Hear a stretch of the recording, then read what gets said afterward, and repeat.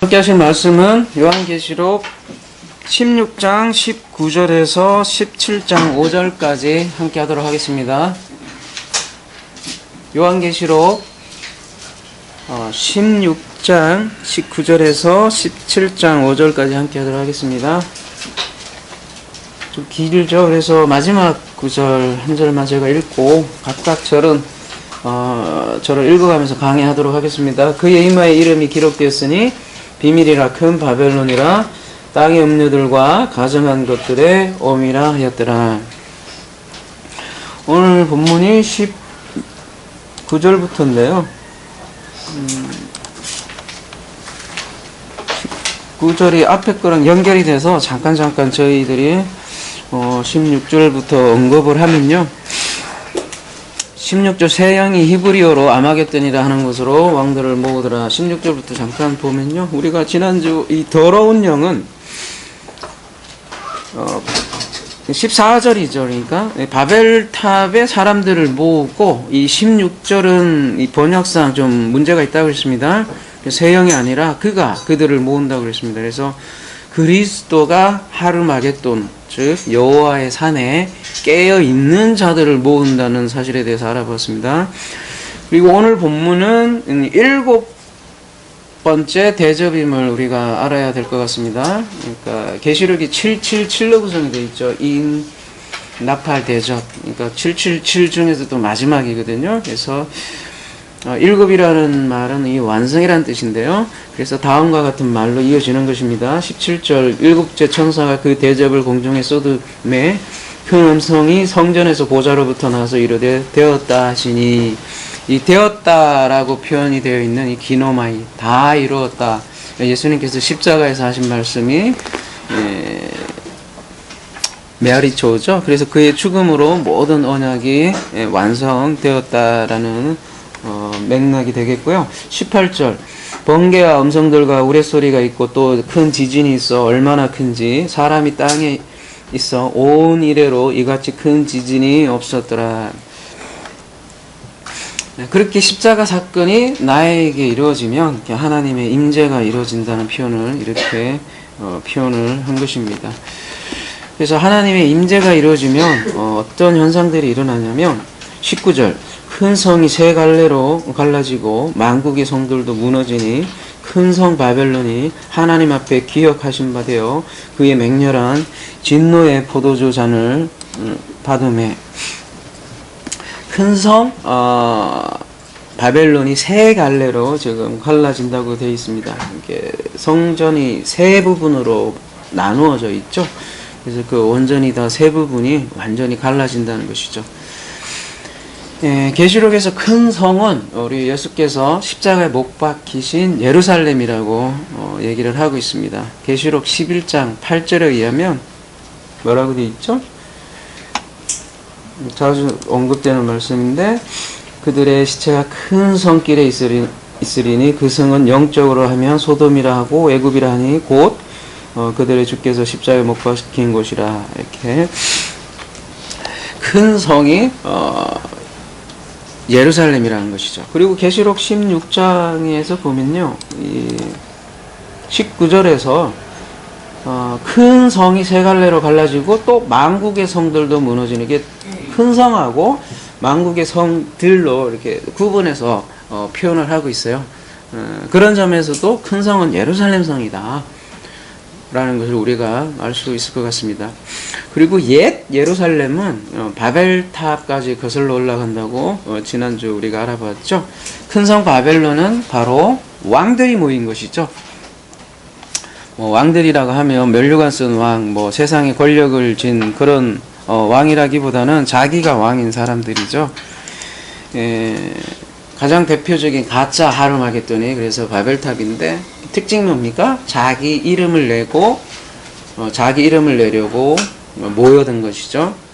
그래서 거짓 입술을 가지고, 한 언어라고 되어 있지만 그 스나파 입술이라고 그랬죠. 한 언어, 한 종교로 똘똘 뭉친 그 무리들이 바벨탑을 쌓았는데 하나님께서는 어떻게 하셨어요? 흩어버리셨죠. 흩어버리시고 가짜 하르마겟돈을 흩어버리시고 참 하르마게돈으로 모으는 그런 주제를 지난주 우리가 알아보았습니다. 계시록에서는 그걸 사탄의 회당이라고 표현을 하고요. 그래서 사탄이 회당이 된 옛 예루살렘은 돌 하나 남기지 않고 무너뜨리시고 새 예루살렘으로, 이 새 예루살렘이 하르마게돈이겠죠. 성도들을 모읍니다. 하나님께서 바벨탑 사건을 통해서 우리에게 알려주는 것은 그 방법이 뭐냐 하면 그 입술, 언어로 번역된 사파인데 거짓 신앙을 흩어버리신다는 것이죠. 발알이 무슨 뜻이냐면 썩는다라는 뜻이거든요. 이렇게 섞어버리는 거예요. 가루에다가 기름을 섞는 소재에 기름과 가루를 섞잖아요. 그럴 때 섞어버린다는 것이죠. 그들을 가루로 만들어서 거기 안에 성령의 기름을 부어주셔서 거짓 종교 시스템을 붕괴시키는 거죠. 무너뜨리는 거죠.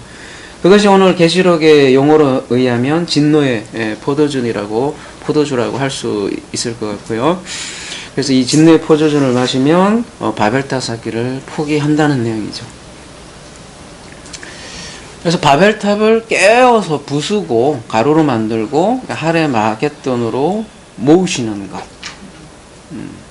그래서 그 바벨탑에서 흩어지듯이 그 흩어짐의 표현이 이제 20절에 다음과 같이 표현이 나오는 것이겠죠. 20절 각 섬도 없어지고 산악도 간데 없었더라. 여러분 계시록 6장 14절 가보시면요. 6장 14절 가면 어떤 표현이 나오냐면 하늘은 두루마리가 말리는 것 같이 떠나가고 각 산과 섬이 제자리에서 옮겨짐에, 이게 산과 섬이 똑같이 이렇게 표현이 되고 있지요. 천지격변의 표현이죠. 근데 이 신학에서 이 산이 움직인다는 표현이 나오는데요. 어디에 나오냐면 마태복음 21장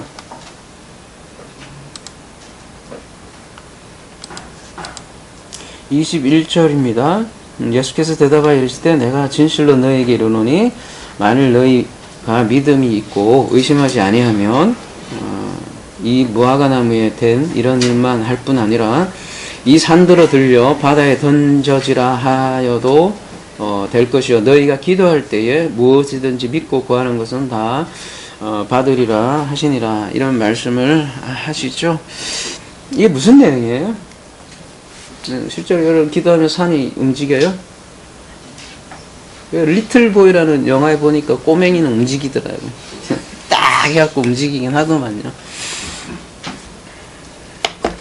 혹은 뭐 기도하니까 자기 뒷산이 갑자기 재개발돼갖고 그냥 싹 밀어버리고 산으로 올라, 그런 경우는 있긴 한데, 성경에서 그걸 말하는 건 아니고, 이 문맥상 무화과나무 사건이 이게 성전이 말라 비틀어지는 사건이잖아요. 그러니까 산을 바다에 던진다는 건 예루살렘 성전의 심판에 대한 그 메시지를 이렇게 비유로 말씀을 하시는 거예요.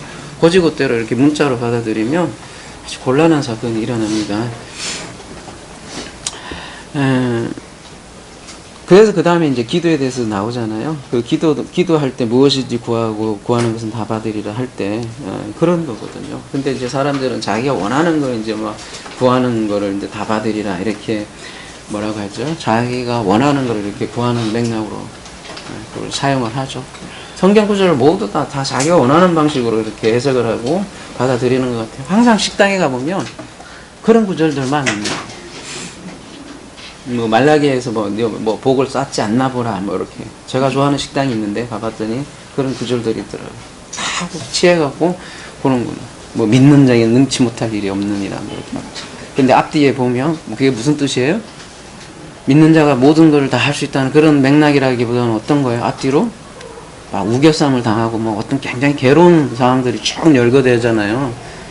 그런 게 문제가 안 된다는 그런 개념인데, 하여튼 뭐 사업하면 뭐 무전지 뭐 다 형통된다, 그런 개념으로 자꾸 쓰는 것 같은데, 아무튼 이 산이 움직인다라는 표현은 예루살렘 성전하고 관련이 돼 있고 심판과 관련이 돼 있단 말이에요. 뭘 하든지 된다는 얘기가 문제가 아니라 성전에 대한 심판을 얘기를 하고 있다는 것이죠. 그리고 이 아까 계시록 6장 14절에서는 삶과 섬이 옮겨진다고 되어 있는데요. 지금 오늘 본문은 뭐라고 되어 있습니까? 아예 삶과 섬이 이제는 없어지고 이렇게 되어 있죠. 계시록 6장은 인에 관한 거지만 이제 지금은 777 중에 마지막이니까 아예 없어져 버려요. 이제 완전한 심판이죠. 그리고 그 심판을 좀 더 구체적으로 묘사하기 위해서 다음과 같이 표현을 하겠습니다. 21절 또 무게가 1달란트나 되는 큰 우박이 하늘로부터 사람들에게 내림에 사람들이 그 우박의 재앙 때문에 하나님을 비방하니 그 재앙이 심히 크미러라. 여러분 그 1달란트면 1달란트 되는 우박이 1달란트는 몇 킬로인 줄 아세요? 여러분 성경 밑에 각주로 되어 있는 것 같기도 하던데 몇 킬로예요?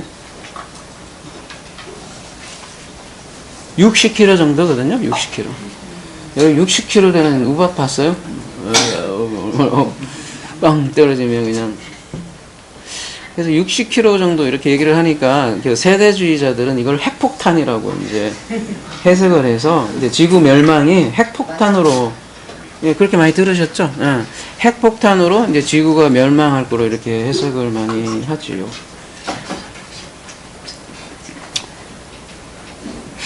세례 요한이 아인슈타인보다 뛰어난 거죠. 그렇게 되면. 근데 이게 원래 본래 하늘에서는 이 성경에서는요, 이 비라는 메타포가 있죠. 하나님께서 진리의 말씀을 비같이 내린다 이런 표현을 많이 하거든요.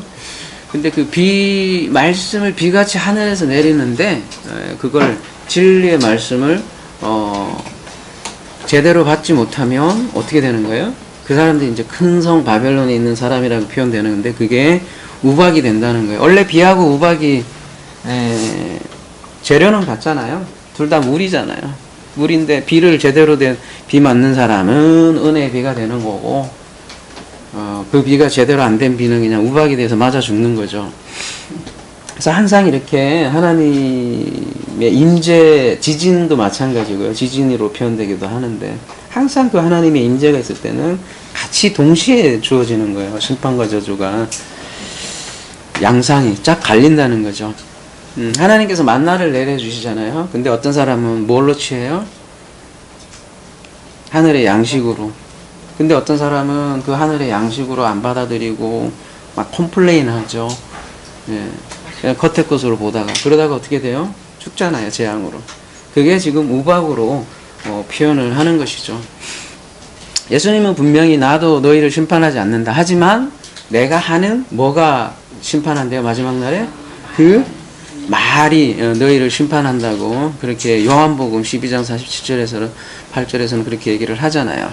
그러니까 예수님 전해주시는 그 말을 그러니까 진리로 갖지 않으면 여기 표현을 하면 뭐 이른 비, 늦은 비 진리로 갖지 않으면 나머지는 다 할란트가 되는 큰 우박이 돼서 말하자면 그냥 비진리로 맞아서 그 말이 심판이 돼서 죽는다는 얘기죠. 우리가 창세기 4장의 강의 표현으로 표현하자면 가인의 표를 언약의 표로 받지 않으면 어떻게 된다는 거예요? 낙하의 죽음을 면하지 못한다는 것이죠. 제가 이런 얘기하면 무슨 얘기야? 이렇게 할 수 있는데 그러신 분은 창세기 강의를 안 들으신 건데 꼭 들어주세요. 창세기 강의를 꼭 여러분 연결해서 같이 가야지. 창세기 강의 꼭 듣고 월요 강의도 가능하면 꼭 들어주세요. 보조를 같이 가야지 다 이렇게 얘기하면 척척 알아들을 거라고. 가인의 표가 무슨 낙하가 뭐야 이렇게 하면 곤란한 겁니다. 가인의 표를 여러분이 참고를 해주세요. 여러분 성막에서 1달란트로 만든 기물이 뭐죠? 등잔대가 1달란트로 이렇게 두들겨서 만들었다고 그랬잖아요. 그죠? 그래서 이 대접 심판은 그래서 성전에 있는 대접과 관련이 있고 우리가 대접에 대해서 다양한 측면을 알아보았잖아요. 그 중에서 가장 대표가 이 등잔대에도 해당이 되는데, 이 등잔대가 이제 7개로 돼 있잖아요.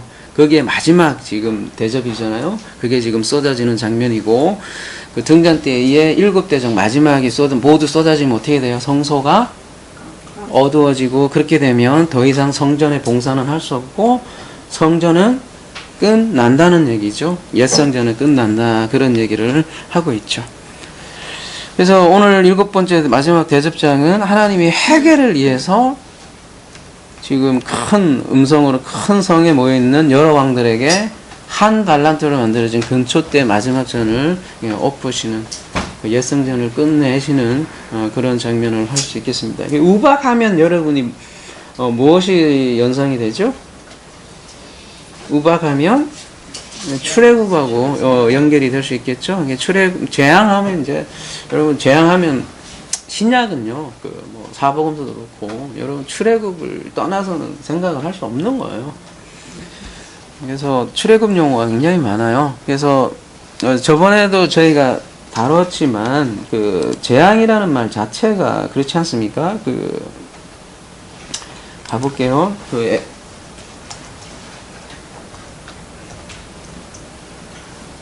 몇 절이에요? 저희가 지금 20절 했나요? 21절이죠?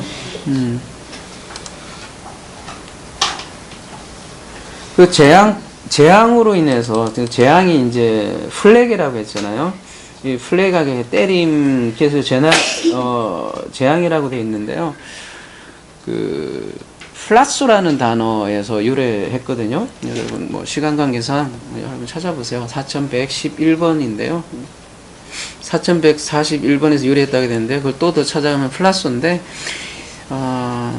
이게 70인역에는, 그러니까 구약에는요, 야차르로 이렇게 번역이 되어 있거든요. 예, 이렇게 야차르라는 게 뭐예요, 여러분? 기억나세요? 창세기 2장 7절에 보면, 아담을 이렇게 주저하는 거예요. 흙으로 사람을 빚었다 할 때 이 야차르란 말이에요. 근데 그게 재앙이란 말이에요. 희한하죠?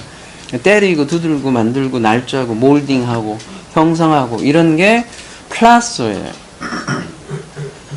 그러니까 그래서 사람들을 이렇게 주저하고 만들고 이래서 진흙으로 빚다, 그러니까 불에다가 굽잖아요. 그게 근데 우리에게서는 뭐라는 거예요? 재앙인 거예요. 그러니까 여러분이 삶을 살면서 재앙처럼 느껴지는 게 이런 게 다 사실은 하나님의 야차르 작업이라는 얘기예요. 응? 여러분을 멋진 도자기로 만들기 위한 하나의 도자기 만든, 그래서 도자기 공으로 하나님 많이 표현하잖아요. 도자기를 예레미야서에도 그렇고. 그러니까 여러분이 재앙이라고 생각하는, 인생에서 재앙이라고 생각하는 것들은 사실은 새 성전을 만들기 위한 하나의 야차르예요. 야차르. 묘하죠, 성경이. 이렇게 단어가 이렇게 겹쳐져 있다는 거죠. 근데 이러한 그 재앙의 의미를 좀 아는 사람은 알고 당하는데, 알고 당하면 이게 보통이 아니거든요. 여러분 영화를 봐도요, 삶을 대하는 태도가 그런 거예요. 전혀 진리를 아는 사람하고 안 사람하고 틀린 게 뭐냐면,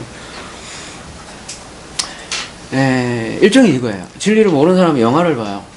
영화를 보면, 여러분 영화가, 영화에 폭 빠지면 어떻게 돼요? 만약에 이제 호러물을 본다. 그러면 이게 폭 빠져요. 이게 내가 바깥에서 본다는 생각을 못하고 폭 빠지면 영화를 어떻게 보겠어요? 호러물에 푹 빠졌고 이거 완전히 공포에 떨어요. 공포에 떨어서 이거 헤어나지 못하는 거예요. 근데 이게 영화다라는 걸 알면 어떻게 되는 거예요? 객관적으로 보게 돼요. 그러면서도 근데 너무나 또 객관적으로 바라보면 또 어떻게 돼요? 영화가 재미가 없단 말이에요. 그래서 제가 얘기하는 건 둘 다 봐야 된다는 거예요.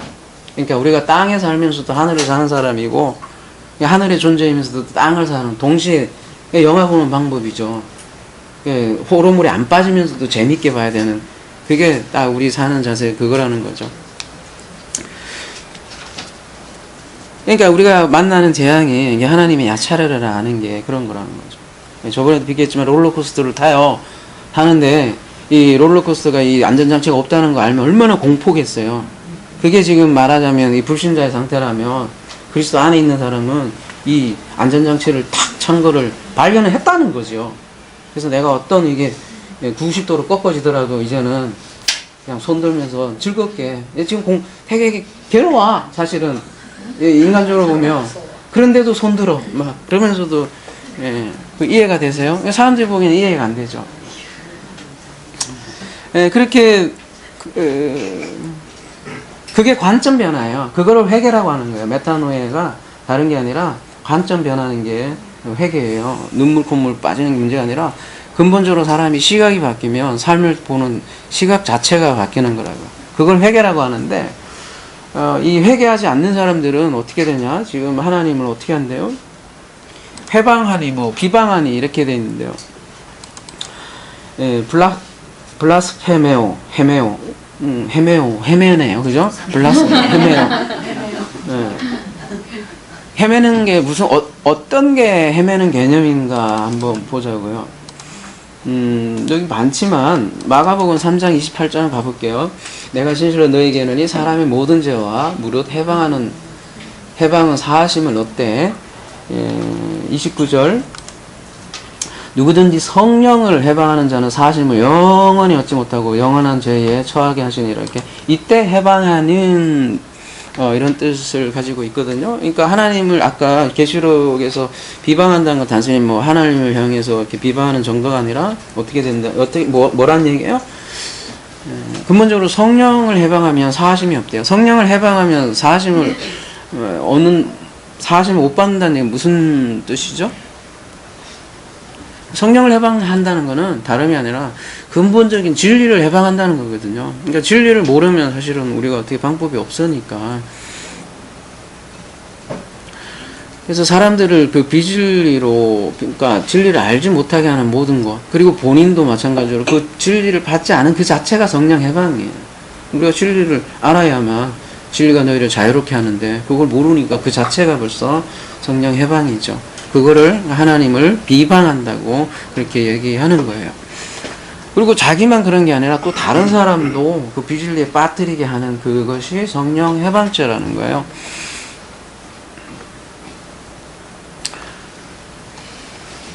뭐 어떤 사람은 뭐 목사를 좀 어떻게 하면 성령 해방한다 이렇게 하는데 뭐 그런 거 아니고요.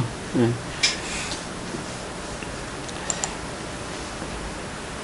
그러면 이 성령 해방을 하는 사람이 누구냐? 그게 이제 17장에 이제 나오는 것이죠. 17장으로 넘어가겠습니다. 또 일곱 대접을 가진 일곱 천사 중 하나가 와서 내게 말하여 이르되 이리로 오라. 많은 물 위에 앉은 큰 음녀가 받을 심판을 내게 보이리라. 17장은 지금 일곱 대접의 한 상의 연속이라고 했습니다. 그래서 일곱 대접을 가진 일곱 천사 중 하나가 와서 요한에게 많은 물 위에 앉은 큰 음료에 대한 심판을 지금 보여주고 있는데요. 지금 많은 물이라고 되어 있는데요. 많은 물이요. 많은 물 위에 앉아있다는 말이 무슨 뜻일까요, 여러분? 많은 물. 그래서 그러니까 여러분은 그러니까 막 추측을 하면 안 돼. 일단은 이제 맞는 말이에요. 맞는 말이고 여러분 이제 하수 이제 훈련이 돼서 그런데 여러분이 하수 훈련이 돼서 그게 딱 돼서 딱 하면 답이 나오기는 한데 사실은 이거에 대해서 가장 근접 문맥에서 설명이 돼 있다면 그거를 따라가야 돼요. 무슨 얘기인지 알죠? 이거는 이거 그런 거라기보다는 17장 많은 물은 이미 여기 15절에 조금만 지나가면 설명이 되어 있어요. 자 보세요. 15절 또 천사가 내게 말하되 내가 본 바 음녀가 앉아있는 물은 백성과 무리와 열과 방언들 이 설명을 해주잖아요. 그러면 이 물은 이렇게 얘기를 하셔야 된다고요. 아시겠죠? 물은 백성과 무리와 열과 방언들이에요. 그러니까 1절에 물은 그 사람들이란 얘기겠죠. 근데 여러분이 그렇게 얘기하시는 거는 우리가 그동안 이제 그 상징 언어를 많이 배워서 얘기하는 거란 말이에요. BMW에서 물을 다뤘잖아요. 근데 이 물에도 종류가 두 가지가 있다고 했잖아요. 창세기에 보면 궁창 위에 물이 있고 또 궁창 아래 물이 있다고 그랬죠. 위에 물은 어떤 물이에요? 진리의 물이고 아래 물은 바다의 물, 비진리의 물이라고 저희들이 함께 나눴던 것 같아요. 마찬가지로 많은 물도 이게 종류가 있는 거예요. 많은 물도 예, 종류가 있는 거예요. 상수가 있고 하수가 있는 거예요. 상수 한번 봅시다. 그러니까 인물, 많은 물.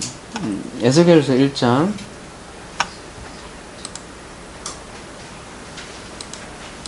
24절 생물들이 갈 때 내가 그 날개 소리를 들으니 많은 물소리와 같으며 전능자의 음성과 같으며 떠드는 소리 곧 군대의 소리와도 같더니 그 생물이 설 때 그 날개를 내려더라.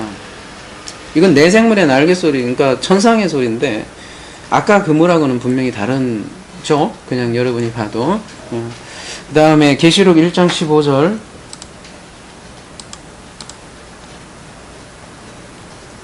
그의 발은 풀무불에 단련한 빛난 주석 같고 그의 음성은 많은 물소리와 같으며 이거 누구에 대한 묘사예요? 그리스도죠? 그리스도의 음성을 이렇게 표현을 한 것이죠. 계시록 14장 2절 내가 하늘에서 나는 소리를 들으니 여기도 또 많은 물이 나요. 많은 물소리와도 같고 큰 우레소리와도 같은데 내가 들은 소리는 검은고 타는 자들이 그 검은고를 타는 것 같더라. 이건 누구의 소리예요? 기억나세요? 뭐 여러분 뭐 요한계시록은 계속 반복된다 그러지만 사실 또 이게 누구 소리예요? 14장이면 무슨 장이에요? 기억 안 나세요? 14만 4천이잖아요. 14만 4천. 예. 많은 무리들의 소리가 이렇게 표현. 그러니까 하늘의 소리예요. 계시록 19장 6절 가볼게요. 또 내가 들으니 허다한 무리의 음성과 같고 많은 물소리와도 같고 큰 우레소리와 같은 소리로 이르되 할렐루야 주 우리 하나님 곧 전능하신 이가 통치하시도다. 여기도 구원받은 자들인 큰 무리들의 찬양 소리를 이렇게 많은 물이라고 표현해요. 그러니까 지금 제가 이렇게 소개된 많은 물들은 인물에 해당한다고 볼 수 있고 오늘 계시록 15장에 오늘 뭐예요? 계시록 16장 17장 이 1절의 이 많은 물은 좀 다르겠죠? 아랫물에 속한 그런 아랫물이라고 할 수 있겠죠. 그래서 그 아랫물에 대한 표현이 아까 백성, 무리, 열국, 방언들 이렇게 표현을 한 것이죠. 그래서 그 아랫물에 여자가 앉아 있다는 뜻이에요. 그러니까 비질리라는 그 아랫물에 속한 허다한 무리들 위에 어떤 여자가 지금 앉아 있다는 거예요. 그리고 그 여자를 뭐라고 표현하냐면 그냥 음녀가 아니에요. 보면 뒤에는 음녀들이 나와요. 음녀들의 음이라고 나오고 여기는 큰 음녀 나와요. 왕초 음녀인가 봐요. 하여간에. 그래서 메가스포르네로 이렇게 나오는데요.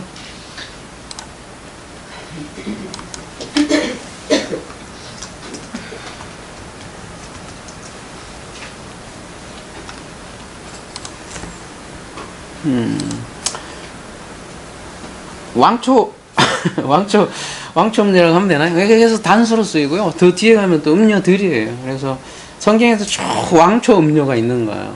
어디에요? 아까 얘기했던 에녹성부터 시작을 해서 이제 우리 가인 나오잖아요. 계속 왕초 성이 있어. 그 다음에 바벨론 성 이어지고 그 다음에는 이제 예루살렘 성이 그게 돼버리는 그렇게 성경에는 쭉 그 왕초 성이 이렇게 있다고요. 그거를 큰 음녀 단수로 저희는 대표로 이렇게 나오고 그에 이제 모든 아까 열방 모든 무리들이 다 연계되어 있다는 거죠. 그러니까 여러분 지금 왕초를 잡고 있는 거예요.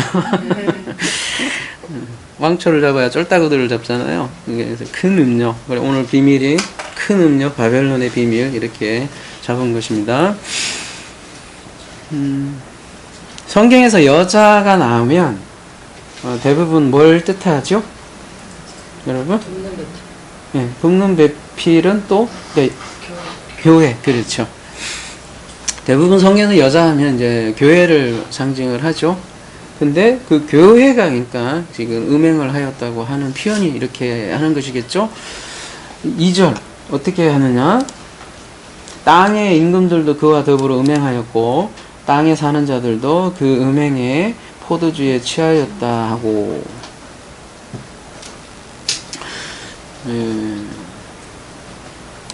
그 왕초성, 예루살렘 성이겠죠. 이 당시 배경에는 분명히 그 음행했다로 시작을 하는데요. 2절에는 그와 더불어 폴류오라고 되어 있는데요. 뭐 포르노, 그 단어하고 비슷한 단어인데 거기에서 나온 단어겠죠. 근데 여기서는 보면 뭐예요? 음란을 행하다, 매음을 하다 이렇게 되어 있는데요. 간음이라는 뜻이죠. 음행. 근데 성경이 말하고 있는 간음을 우리가 정확히 이해해야 될 것 같아요. 10계명에 몇 계명으로 나오죠? 7계명으로 나오죠. 7계명으로. 근데 성경에서 말하는 간음은 이 세상 법정에서 얘기하는, 세상에서 말하는, 흔히 다 말하는 그런, 성경에서 말하는 간음은 그런 간음만을 얘기하는 게 아니거든요. 근본적으로 뭐하고 관련이 있냐면 이사야 1장 21절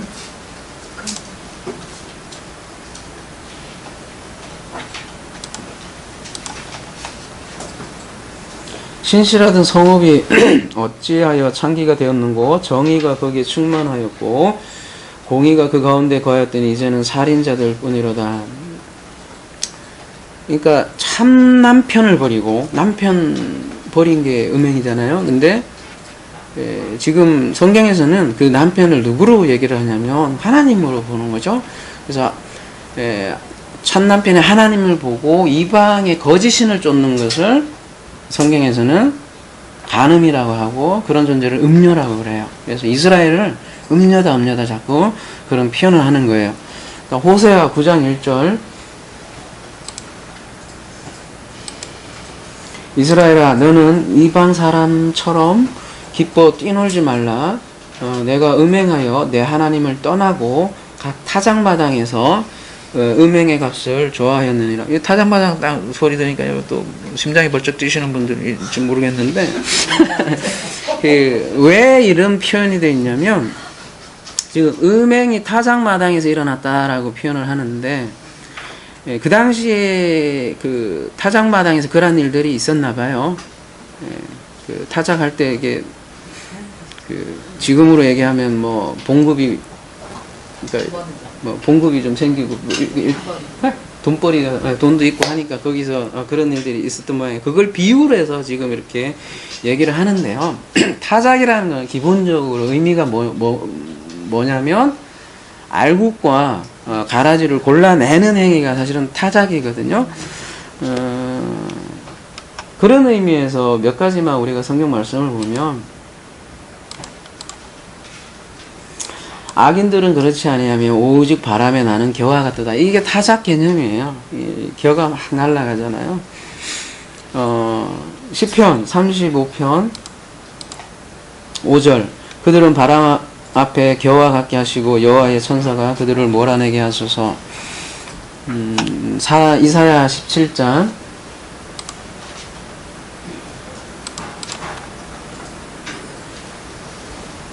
13절 열방이 충돌하기를 많은 물이 몰려온과 같이 하나 주께서 그들을 꾸짖으시리니 그들이 멀리 도망함이 산에서 겨가 바람 앞에 흩어진 것 같고 폭풍 앞에 떠드는 티끌 같을 것이라. 누가복음 3장 17절 손에 키를 들고 자기의 타작마당을 정하게 하사 알곡을 모아 곳간에 들이고 쭉정이는 꺼지지 않는 불에 태우시리라. 이게 타작 개념이에요. 근데 이 성전이 어디에 세워져요? 여러분, 솔로몬 성전이?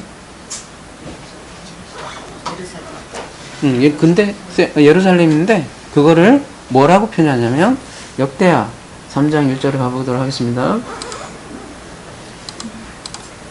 솔로몬이 예루살렘 모리아 산에 여호와의 전 건축하기를 시작하니, 모리아 산이 어떤 산이에요? 그 아브라함과 관련된 산이잖아요.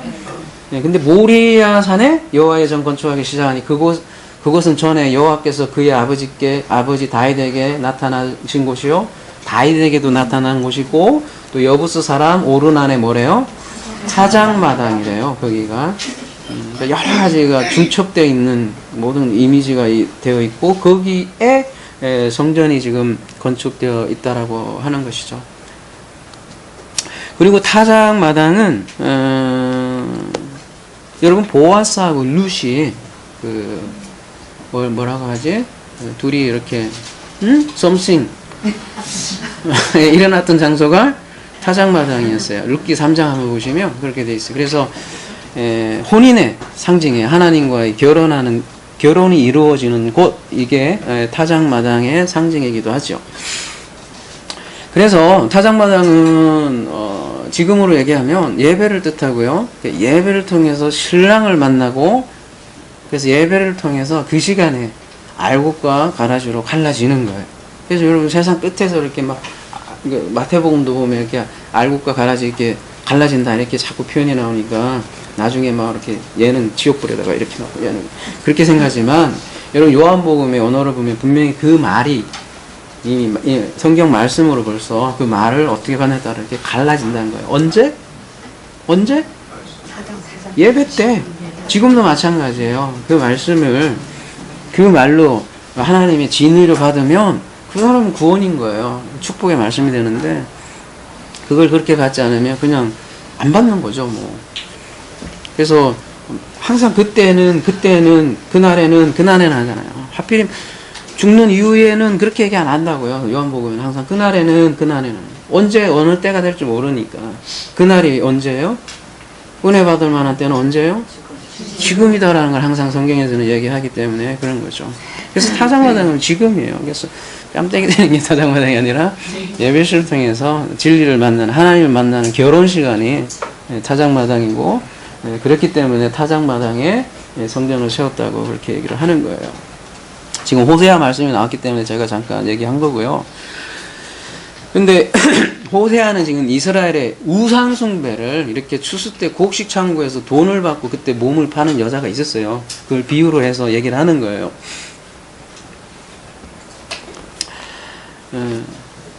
이스라엘의 이제 그때의 현실을 그렇게 얘기했던 것이죠. 다른 남편을 신방에 들인 그 이스라엘의 간음을 고발한 거죠. 그러니까 단순히 지금 법정의 그런 간음을 얘기한 게 아니라 하나님과 관련되어 있고 우상숭배하고 관련되어 있는 게 성경의 간음이에요.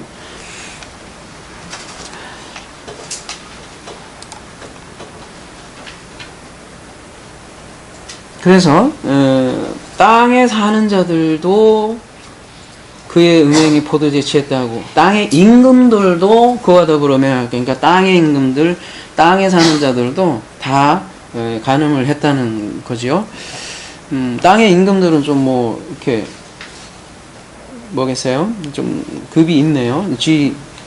지배자들 되겠죠. 땅이 항상 여기 계시록에서 보면 다 이스라엘을 상징한다고 했잖아요. 이스라엘의 제사장들, 종교 지도자들을 얘기할 테고, 땅에 사는 자들도 그 밑에 일반 백성들이 되겠죠.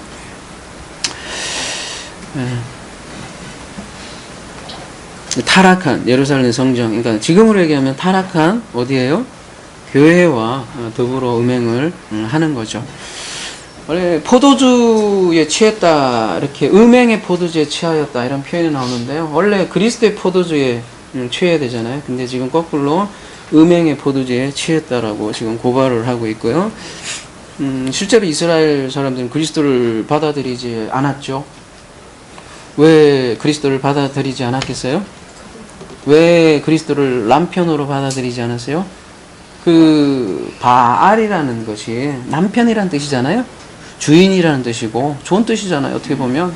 근데 거짓 남편이죠, 바알은. 진짜 남편은 큐리오스, 우리 주님인데 안 받아들였단 말이에요. 이스라엘 사람들이 왜 진짜 남편을 안 받아들였어요? 그러니까 쉽게 얘기하면, 다윗을 얘기하셨지만 다윗의 메시아, 쉽게 얘기하면 바알을 원했거든요. 그 사람들. 바알은 뭐냐면 이게 번영, 눈에 보이는 곳으로 다윗을 뜻하는 그런 메시아는 그거야말로 바알이죠. 이렇게 그림 신상으로 있어서 바알이 아니라 모든 그 번영을 추구하는 그 신들이 다 바알 신이죠. 그래서 그 사람들, 그러니까 본인들이 생각할 때는 여호와를 섬겼다고 생각을 하지만 실상은 거짓 바알, 그러니까 거짓 남편 바알을 섬긴 거죠. 그러니까 그리스도를 받아들일 수가 없었던 거죠. 네가 그래갖고 무슨 이스라엘을 구하냐, 죽여버린 거죠. 그래서 이 바알신의 가장 특징이 이렇게 번영, 기복이라고 할 수 있을 것 같습니다. 3절요. 곧 성령으로 나를 데리고 광야로 가니라. 내가 보니 여자가 붉은 빛 짐승을 탔는데 그 짐승의 몸에 하나님을 모독하는 이름들이 가득하고 7머리와 10뿔이 있으며, 지금 이제 배경이 많은 물에서 광야로 배경 이동을 하죠. 그러니까 많은 물은 뭐 애굽으로 표현을 한다면 이제 광야로 장소가 이동을 하는 거겠죠. 여러분 계시록 12장 그 14절에 어떻게 되어 있죠? 자주 나오는 말씀인데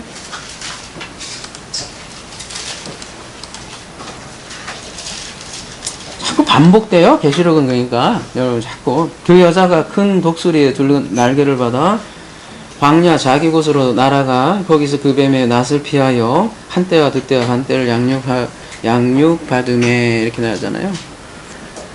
그래서 오늘 본문 3절에 보면 성령으로 푸뉴마, 성령으로 나를 데리고 광야로 가니라, 이런 표현을 하고 있다. 광야라는 곳이 여러분 어떤 곳입니까? 이스라엘 백성들이 애굽에서 나와서 간 곳이 광야잖아요. 근데 지금 계시록 12장 14절도 아들을 낳은 교회가, 여기도 여자라고 표현해야 되잖아요. 여자가 독수리 날개를 받아 광야로 갔다, 이렇게 표현하잖아요. 그리고 그 광야에서 뭐를 했대요? 뭐 붉은 짐승? 양육받았다라고 이렇게, 양육받은 곳이 광야라고 이렇게 표현하잖아요. 그러니까 출애굽 쪽을 생각을 하고 지금 요한계시록 얘기를 하는 거죠. 근데 광야에는 특징이 뭐예요? 가장 큰 거는 물이 없고 양식이 없었잖아요. 근데 그 물이 없고 양식이 없는데 그걸 누구에 의해서 광야로 가는 거예요? 계시록에 의하면 성령에 의해서 나를 광야로 가니라, 이렇게 얘기를 하고 있죠. 근데 여러분 그 마가복음에 보면요, 1장 12절에 보면 똑같은 표현이 이렇게 나와요. 성령이 곧 예수를 광야로 어떻게 해요? 몰아내신지라. 이 성령이 그냥 보낸 거예요. 그래서 광야에서 40일을 계시면서 40년, 이집트하고 똑같죠. 사탄에게 시험을 받으시며 들짐승과 함께 계시니 나중에는 천사들이 수정들로 바뀌어요. 사탄에서 수천사로. 이게 출애굽 장면하고 똑같은 장면이죠. 물이 없고 먹을 양식이 없는 그곳에서 이스라엘 백성들은 어떻게 했어요? 그냥 표적으로만 겉으로 보는 거 하니까 원망하고 불평하고 그랬죠. 원망하고 불평하는 그들에게 하나님은 어떻게 하셨어요? 반석에서 물을 내시고 하늘에서 이슬처럼 내린 만나를 주셨죠.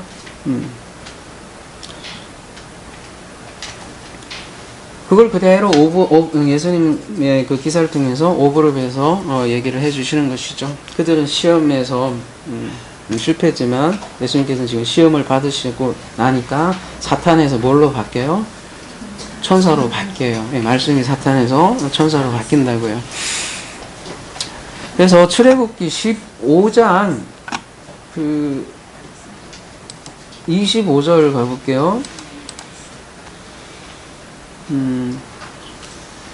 광야를 어떻게 규정을 하냐면 이 물 사건을 통해서 얘기하고자 하는 바가, 모세가 여호와께 부르짖더니 여호와께서 그에게 한 나무를 가리키시니 그가 물에 던지니 물이 달게 되었더라. 거기서 여호와께서 그들을 위하여 법도와 율례를 정하시고 그들을 시험하실 때, 이게 뭐 유명한 물 바뀌는 사건이잖아요. 십자가 사건을 예표한다고 하는데, 그거보다 더 중요한 거는 뭐래요? 여기서 법도와 율례를, 여기서 마라 사건을 통해서 법도와 율례를 정하셨대요. 우리는 시내산으로 대부분 알고 있지만 이미 여기서 법도와 율례를, 그러니까 물을 통해서 얘기하고자 하는 게 지금 법도와 율례를 뭔가 얘기를 하려고 하는 거고요. 출애굽기 16장 4절에 보면요. 그때에 여호와께서 모세에게 이르되 보라 내가 너희를 위하여 하늘에서 양식을 비같이 내리리니 백성이 나가서 일용할 것을 날마다 거둘 것이라. 만나 사건이죠. 이같이 하여 그들이 뭐래요? 내 율법을 준행하나 하나 내가 시험하리라. 이렇게 얘기를 한다고요. 그래서 물과 양식의 문제로 율법을 주셨고요. 그 율법을 준행한지 시험했다 이렇게 얘기 나오는 거예요. 그러니까 무슨 뜻이냐면 율법의 목적이 율법을 가지고 하나님께서 뭔가 얘기하려고 하는 바가 있고, 그러니까 하나님 마음을 알라는 거죠. 율법을 주고. 그러니까 근데 율법을 주고 그 율법을 통해서 진리를 알지 못하면 어떻게 되는 거예요?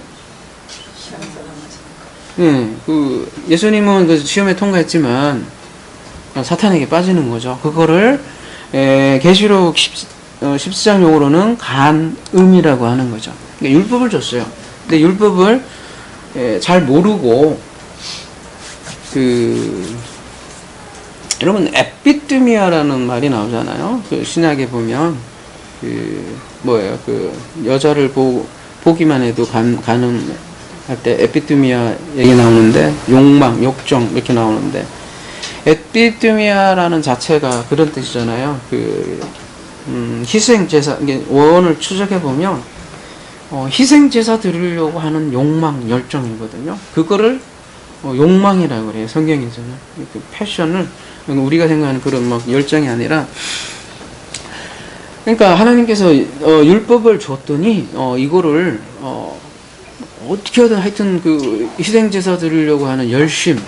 그래서 우리가 창세기 4장 강의했던 것처럼 가인은 어떤 애녹성을 쌓았고 이거 아예 그냥 하나님께 그냥 봉헌해 버리잖아요. 시티를 그런 그 성경에서는 그거를 간음이라고 이렇게 얘기를 하는 거죠. 그래서 열심히 어떻게 희생제사 지키면 선 아니면 이런 식으로 갈라서 얘기를 하는 그거를 에피드미아라고 얘기를 또 하고요. 그래서 우리가 중요한 거는 그 하나님의 말씀, 그러니까 율법, 모든 성경 말씀 이런 것들을 진리로 받을 줄 알아야 된다는 것이죠. 그러니까 지금 광야에 보내진 여자, 지금 큰 음녀에 대해서 얘기하고 있잖아요. 그 여자가 땅에 속한 자들과 다름없이 더불어 행음을 하고 있다고 지금 얘기를 하고 있고요. 그래서 성령 일부러 여자를 그 광야로 보낸 거죠. 근데 그 광야에서 음행하라고 보낸 건가요? 아니잖아요. 그 계시록 12장에 의하면 양육을 하기 위해서 광야로 교회를 보내는 거란 말이죠. 그래서 진짜 물, 진짜 양식이 무엇인지 거기서 배우고 그것을 취하는 자들이 되라는 말이죠. 근데 대부분 그것을 배우지 못하고 그 광야에서 음행하는 결과를 가져온다는 거죠. 무섭죠? 첫 번째, 애굽에서도 간음하죠. 거기서 빼놨더니 광야에서도 또 간음을 하더라는 거죠.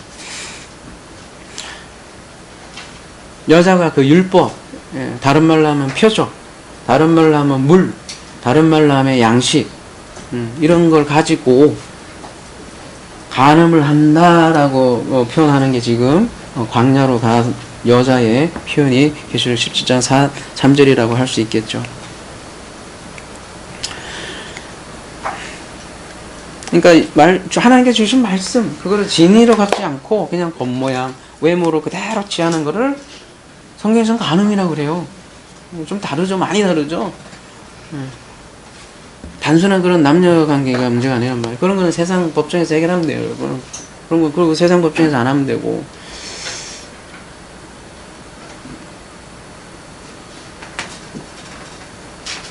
그래서 오늘 본문에서 나오는 큰 음녀는 바로 이스라엘. 그리고 우리 시대는 교회라는 것이죠.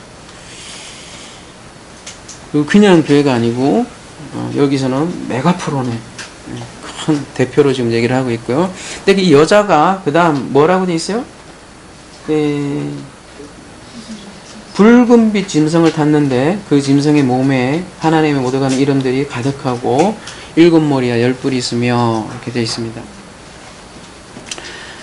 일곱 머리와 열 뿔. 어디서 많이 본 것 같죠? 이 어디에서 본 장면이죠, 우리가? 계시록 몇 장에서 본 장면이죠? 13장에 나오는 그 짐승, 기억을 하세요? 계시록 13장에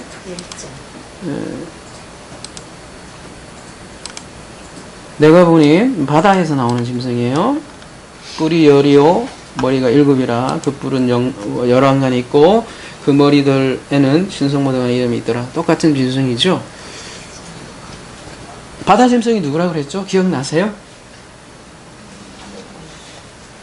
응? 잘 기억 안 나세요? 거기 보면 뭐 죽었다가 살아났다 이런 표현이 있고, 그래서 제가 참고하세요. 계시록 13장 그 강해 32, 33 참고하시면 죽었다가 살아난 그 존재는 다름이 아니라 헤롯 성전이라고 얘기를 했었죠. 거기 보면 용이 나오고요, 바다 짐승이 나오고 땅 짐승이 나와요. 요 세 짐승이 나오는데 이 용이라는 건 보이지 않잖아요. 보이지 않는 하나님을 패러디한다면 이 용이 보이지 않는 데서 어떻게 이렇게 나타나야 되잖아요. 나타나면 뭔가 나타나는 걸로 보여준 게 성전인 거죠. 그리고 이 성전에서 봉사하는 사람들이 있어요. 요거를 선전하고, 그죠? 그래서 그때 제목을 뭐더라? 예수 홍보대사라고 그랬나? 주식회사? 주식회사에서 홍보대사라고 했잖아. 이 성전을 이렇게 홍보하는 게, 그러니까 여기를 섬기는 사람. 그래서 이 표를 받지 않는 사람들은 다 뭐 죽이더라 이런 얘기를 하잖아요. 그걸 거짓 선지자라고 얘기를 하잖아요. 그렇게. 요게 셋이 똘똘 뭉쳐서, 사람들을 가늠케 한다는 거죠. 그러니까 반드시 보이지 않는 하나님 뭔가 보이는 형태로 나타나야 되고요. 그 형태를 또 누군가가 이렇게 섬기는 거죠. 뭐 목사나 불교로 말하면 뭐 스님들이나.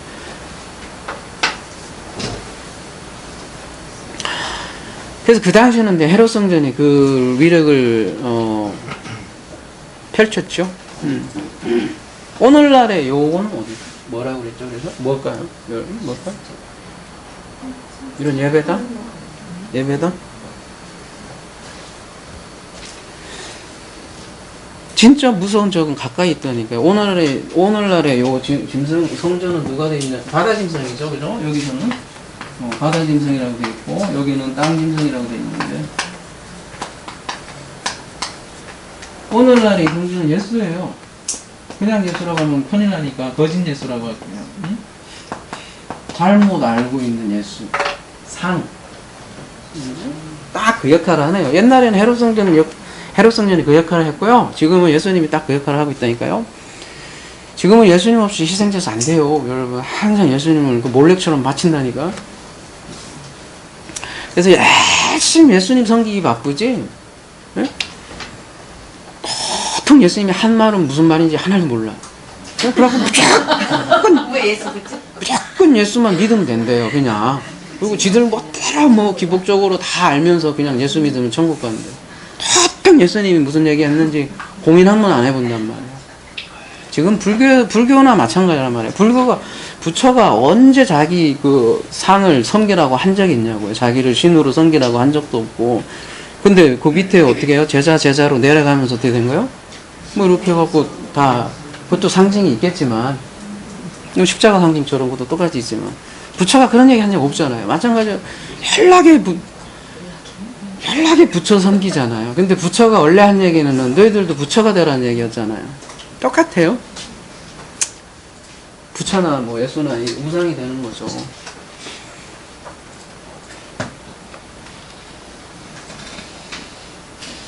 예수가 거짓 남편 바알이 되어버렸다니까요. 이거 진짜 이거 안타까운 사실이라니까. 몰라요. 이런 얘기하면 죽일 놈이지. 그래서 여자가 뭘 타고 있냐면 그 짐승을 타고 있다니까요. 같이 똘똘 뭉쳐갖고 지금 뭐 거짓 성전, 거짓 예수를 지금 타고 있어요. 그래서 4절, 그 여자는 자줏빛과 붉은빛 옷을 입고 금과 보석과 진주로 꾸미고 손에 금잔을 가졌는데 가정한 물건과 그의 음행에 더러운 것들이 가득하더라. 그 여자는 자줏빛과 붉은 옷을 입었대요. 자줏빛과 붉은 옷은 어떤 옷일까요? 보통 그렇죠. 보통 왕 혹은 통치자들이 입는 옷이거든요. 이게 뭐 추측이 되면 안 되니까 증거 구조를 제가 말씀드리면 사사기 8장 26절에 가보면요. 기드온이 요청한 금 귀고리 무게가 금 1700세겔이요. 예, 그 외에 또 초승달 장식들과 폐물과 미디안 왕들이 입었던 자색 의복과, 그러니까 왕들이 입었던 자색 옷이래, 그죠? 이렇게 표현을 하고 있고요. 다니엘서 5장 7절에 가보면요. 여기는 왕들보다는 통치자들을 이렇게 언급을 하고 있는데요. 왕이 크게 소리질러 술객과 갈대아 술사와 점쟁이를 불러오게 하고 바벨론의 지혜자들에게 말하되 누구를 막론하고 이 글자를 읽고 그 해석을 내게 보이면 자주색 옷을 입히고 금사슬을 그의 목에 걸어주리니 그를 나라의 셋째 통치자로 삼으리라 하니라. 이렇게 자주색이 이렇게 물감이 굉장히 귀한가 봐요. 그래서 누가복음 16장에 하면 또 부자가 입는 옷인가 봐요. 그래서 한 부자가 있어 자색 옷과 고운 베옷을 입고 날마다 호화롭게 즐기더라.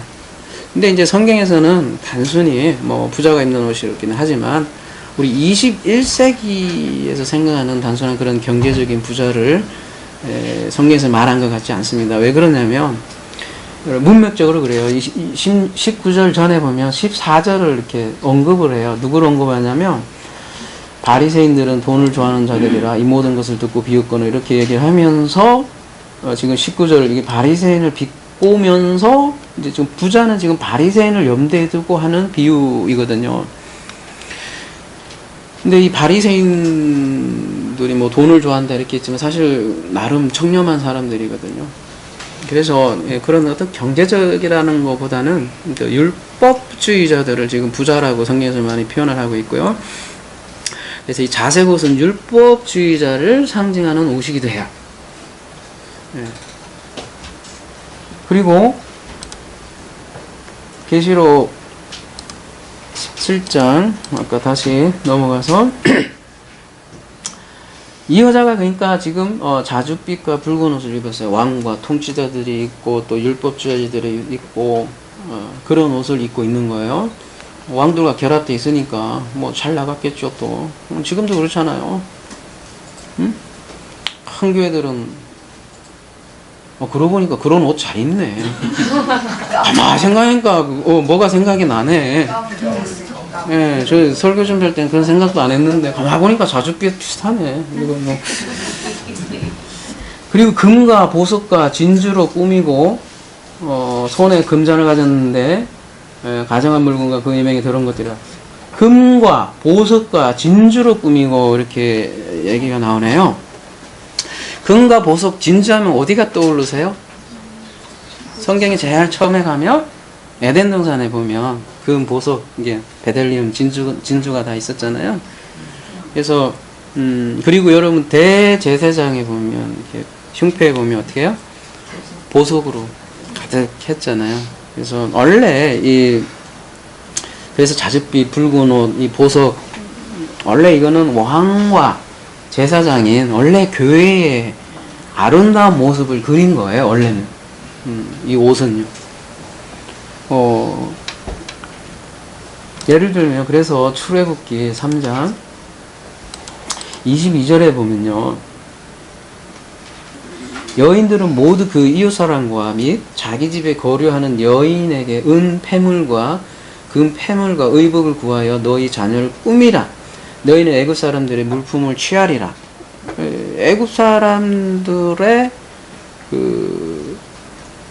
보석으로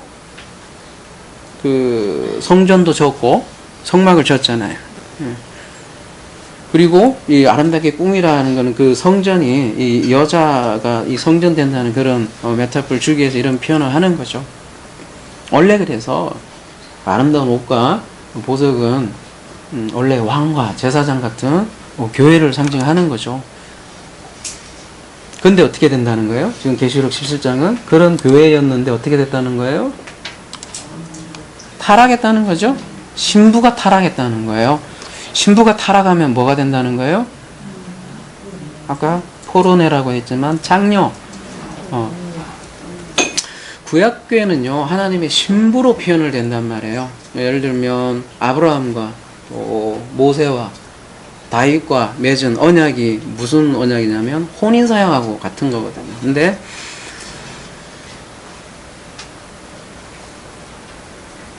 신약교회도 마찬가지죠. 신랑 대신 그리스도의 신부로 이렇게 표현이 되잖아요. 근데 그런 정결한 그리스도의 신부가 되지 않으면 뭐가 된다는 얘기예요? 음녀가 된다는 얘기죠. 그리고 실제로 금과 보석과 진주가 주로 어디에 있어요? 성전에 있었죠? 예, 성전에. 예. 근데 성전에 아무리 꾸며도요, 성전을 아무리 꾸며도, 예, 그게 자기 밖의 성전이잖아요. 자기가 성전이 되지 않으면 사실은 쓸모가 없는 거죠. 자기가 성전이 안 되면 그건 뭐라는 거예요? 그냥 내 밖에 이스라엘의 그 예루살렘의 그 수많은 보석들이 다 필요가 없는 거죠. 하나님께서 왜 그 보석을 치장하라고 했겠어요? 왜 흉패의 보석을 이렇게 달게 했겠어요? 폼 잡으라고? 아닐 거 아니에요. 왜 법궤에 금을 다 쌌겠어요? 그것도 가시나무 그냥 초라한 그 나무 위에 금을 다 쌌잖아요. 그 의미가 다 하나하나 있잖아요. 초라한 인생인 사람들에게 금으로 싸움으로써 존재가 바뀌는 걸 다 알려주기 위해서 계시하는 건데 그런 거는 다 안 보고 그냥 폼만 잡고, 그죠? 지금도 마찬가지잖아요. 왜 가운 딱 입고 와 하면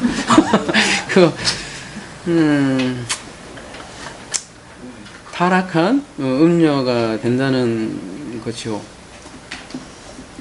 그래서 성전은 내 안에 건설되어야 된다는 거예요. 내 안에. 예. 손에 금잔을 가졌는데 가정한 물건과 그의 음행에 더러운 것들이 가득하더라. 여자가 지금 손에 들고 있는 게 금잔이에요. 이 금잔이라는 것도, 금잔이라는 게 뭐예요? 원래 그 성전에 있는 기물인데 잔이라는 거 뭘 하는 거죠? 뭔가 이게 담는 거예요. 그릇. 근데 그 담는 그릇 안에 온갖 가정한 물건과 음행의 더러운 물로 가득하더라고 얘기를 하고 있어요. 이런 표현이, 이걸 이해하려면 요걸 보면 좀 이해가 될 것 같아요. 사도행전 10장 11절 하늘이 열리며 한 그릇이 내려오는 것으로 보니 큰 보자기 같고 네 길을 메어 땅에 들이웠더라. 그 안에는 땅에 있는 각종 네 발 가진 짐승과 기는 것과 공중에 나는 것들이 있더라. 또 소리가 있으되 베드로야 일어나 잡아먹으라 하거늘 베드로가 이르되 주여 그럴 수 없나이다. 속되고 깨끗하지 아니한 것을 내가 결코 먹지 아니하였나이다 한데, 이거 왜 베드로가 거부를 하고 있어요? 그 베드로는 레위기 음식 규정을 알은 거죠. 레위기 20장 22절부터 26절에 있는 부정한 음식, 정결한 음식, 그 음식 정결 규례를 아니까 어떻게 해요? 버틴 거죠. 그랬더니 뭐라 그래요? 또 두 번째 소리가 있을 때 하나님께서 깨끗게 하신 것을 네가 속되다 하지 말라 하더라. 16절 이런 일이 3번 있어노 곧 그릇이 곧 하늘로 올라가더라. 이 베드로도 똥꼬집이 대단한가 봐요. 성경에서 3번이라고 하면 그냥 그 뭐라고 하지 그거를, 그 사도 바울도 보면 내가 3번 간구, 요즘 뭐 기도 많이 하시는 분들 3번이 아니라 3000번도 계속 달라고 할 텐데 성경에서 3번 언급되면 그냥 재단한 거거든요. 3번 있은 후 그 그릇이 곧 하늘로 올라갔더라 이렇게 했어요. 근데 지금 주목할 말씀은 하나님께서 깨끗하게 하셨다라고 지금 얘기를 하고 있어요. 정결구열에 의하면 먹지 못하는 것들이에요. 그런데 이제 하나님께서 그 율법에서 진리를 보여주셨고 이제 그러니까 먹어도 된다. 그러니까 정결구례는 그러니까 무슨 얘기냐? 너희들이 뭐 돼지고기 먹고 이런 걸 위해서 단순히 그 겉에 거 갖고 지금도 그런 음식이 있더만요. 어디 하나 건설한다고 난리인데 지금 그거 그 겉에 건 얘기하는 게 아니라 그 의미가 중요한 거니까 이제 먹어도 된다. 내가 깨끗게 했다. 그러니까 먹어라. 그 얘기를 하는 거잖아요.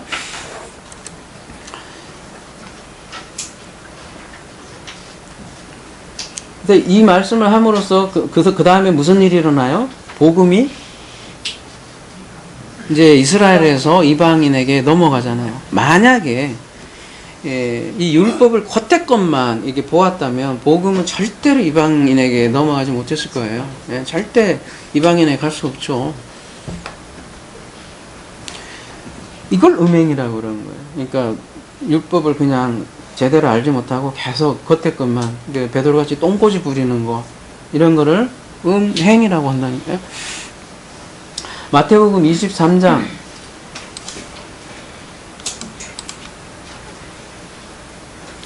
25절 화 있을진저 외식하는 서기관들과 바리새인들이여 잔과 대접 겉은 깨끗이 하되 그 안에는 탐욕과 방탕으로 가득하도다. 겉과 안을 계속 얘기하잖아요. 눈먼 바리새인이여 너는 먼저 안을 깨끗이 하라. 그리하면 겉도 깨끗하리라. 계속해서 겉과 안을 얘기하죠. 27절 하있을진저 외식하는 서기관들과 바리새인들이여 회칠한 무덤 같으니 겉으로는 아름답게 보이나 그 안에는 죽은 사람의 뼈와 모든 더러운 것이 가득하도다. 이와 같이 너희도 겉으로는 사람에게 옳게 보이되 안으로는 외식과 불법이 가득하도다. 이렇게 바리새인들은 그 정결구례, 의식적 정결에는 자부심을 가지고 있었는데 실제로는 어떻다는 얘기예요? 너희는 진리에서 벗어났다. 이게 죄잖아요. 죄가 관역에서 벗어나는, 핵심에서 벗어나는 거, 관역 중앙에서 벗어나는 거. 그게 또 아니잖아요. 너희들은 지금 해칠한 무덤이다 이렇게 얘기를 하잖아요. 그래서 그거를 우리 오늘 계시록 언어로 얘기하면 큰 바벨론이라고 지금 얘기를 하고 있어요. 그래서 이렇게 얘기를 합니다. 그의 이마에 이름이 기록되었으니 비밀이라 큰 바벨론이라 땅의 음녀들과 가정한 것들의 엄이라 하였더라. 큰 음녀의 이름이 이마에 기록되어 있는데 그 이름이 큰 바벨론이래요. 근데 이것이 비밀이라고 그래요. 왜 비밀이란 말을 썼을까요? 말 그대로 말 그대로 비밀이라고 하는 거는 아무나 알 수 없다는 거예요. 이게 비밀이라는 거는. 왜요? 왜 그 정체를 알 수 없을까요? 이게 우리 하나님 나라도 보면 그 비밀 얘기 많이 나잖아요. 근데 어떤 분이 글을 썼더만 그 비밀은 너무 가까이 있기 때문에 몰라요. 여러분 덜어내놓고 있기 때문에 비밀인 거예요. 웃기죠? 예. 너무 그러니까 하나님 나라가 너무 일상에 있기 때문에 아무나 모르는 거예요. 오히려 우리 곁에 있어요. 마찬가지로 지금 바벨론도 너무 가까이 있어서 사람들이 모르는 거예요. 그래서 비밀인 거예요. 오히려. 그러니까 큰 음녀는 세상에 있는 게 아니고 바로 우리 곁에 있다는 거예요. 바로 지금 율법주의에 속한 교회가 큰 음녀죠. 근데 오늘날 대부분의 교회가 이러한 사실을 모른다는 거예요. 그래서 비밀이 되는 거죠. 상상도 못해요. 자기들이 속한 교회가 큰 음녀라는 사실을. 그래서 계시록 3장에 이렇게까지 표현을 해요.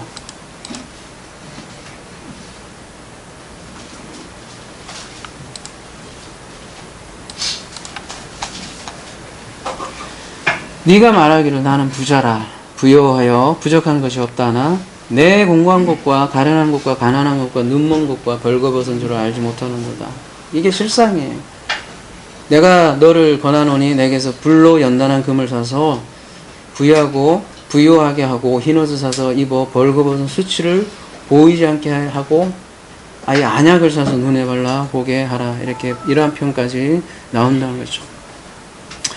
자기 상태를 모른다는 거예요. 자기는 부자라 부족한 게 없다고 생각하는 거예요. 이게 부자와 나사롭이 부자 아니겠어요?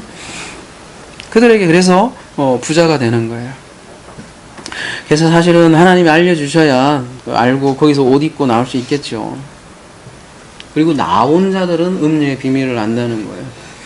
큰 성 바벨론이 어디인지를 안다는 거예요. 바벨론은 로마가 아니에요. 제가 거듭거듭 말씀드리지만 사람들이 자꾸 로마로 생각을 하는 것 같아요. 그래서 로마로 생각을 하게 되면 뭐 음료도 그렇고 육룡력도 그렇고 자꾸 정치 조직으로 향하게 되어 있거든요. 정치 조직.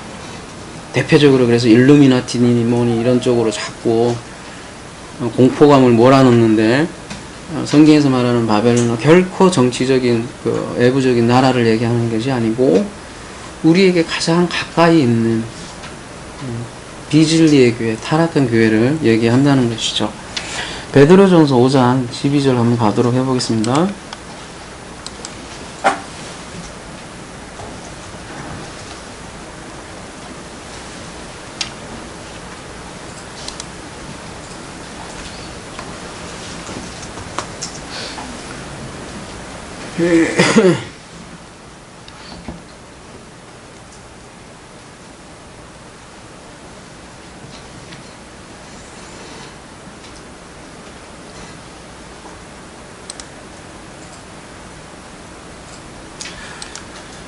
어, 12절부터 13절요 할게요. 자, 여기 좀 글씨 잘 보이시나요? 좀 작나?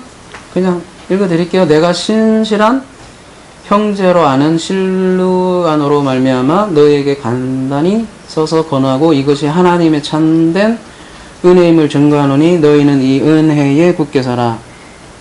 함께 택하심을 받은 바벨론에 있는 교회가 너희에게 무난하고 내 아들 마가도 그리하니라 이렇게 돼 있잖아요.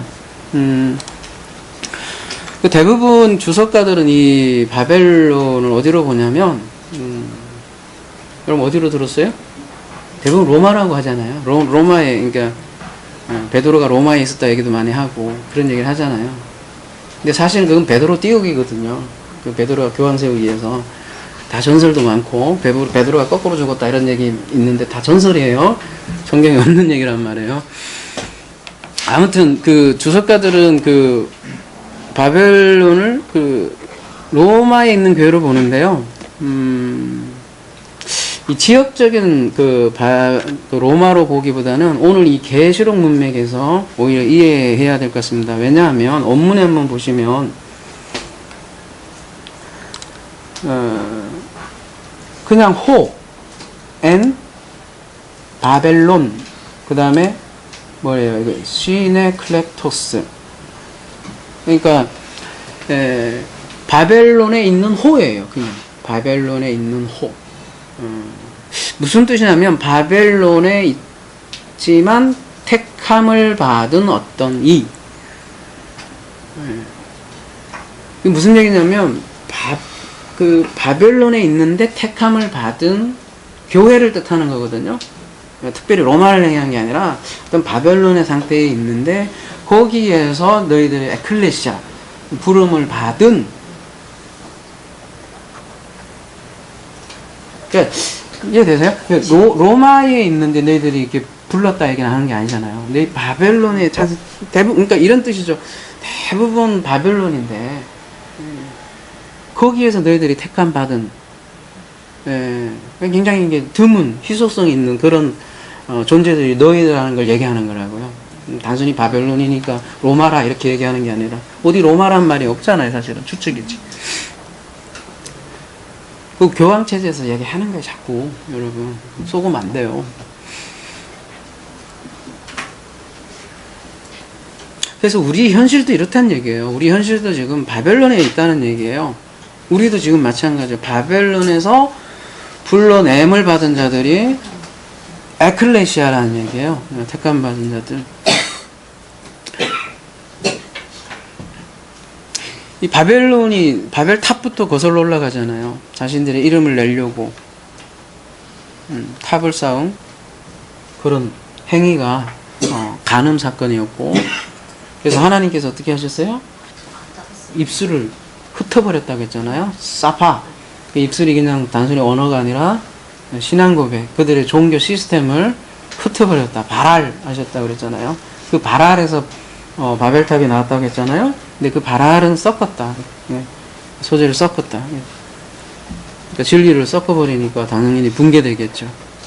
근데 이러한 바벨론 역사가 계속해서 이어져 온다는 것이죠. 말씀을 정리하겠습니다. 다시 한번 정리하지만, 큰 바벨론은 멀리 있는 것이 아니라 오늘날 비진리의 교회이고, 또 나조차도 얼마든지 뭐예요? 음녀가 였고, 예? 그 바벨론이 였고, 거기에서 택함을 부르심을 받은 사람이었다라는 것이죠. 나조차도 기존의 율법 교회에 있었고, 거기에서부터 부름받았다는 거죠. 근데 사람들은 대부분 자기가 율법주의인데 본인이 전혀 자신이 그 율법주의인지를 몰라요. 최근 기독교가 그래요. 사실 유대교회와 형식만 다르지 메시지나 어떤 그런 기본적인 왁구라고 해야 되나? 뭐라고 해야 되나? 똑같아. 뭐 그때는 동물 희생제 저렴한 편이라 미안하지만 그래요. 하여간에 똑같아. 유대교하고 그 안에 그리스도가 없어요. 모든 게 형식이 되고 희생제사들을 눈 시뻘거는 그 유대교하고 똑같다는 것이죠. 이런 얘기를 안만 해줘도 어떻게 해요?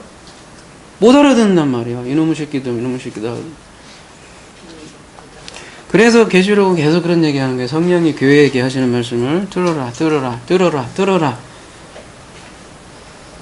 쉐마 이스라엘 이렇게 얘기를 하는 거죠. 그래야 어디서 나올 수 있는 거예요? 지금 바벨론에서 나올 수 있다는 거죠. 들어야 음행의 포도주에 취하지 않게 된다는 것이죠. 아무쪼록 듣는 귀가 복됩니다, 여러분. 듣는 귀가 있을 때 음녀와 함께 하지 않을 수 있습니다. 이러한 듣는 귀의 은혜가 저와 여러분에게 넘치기를 기도드립니다. 아멘.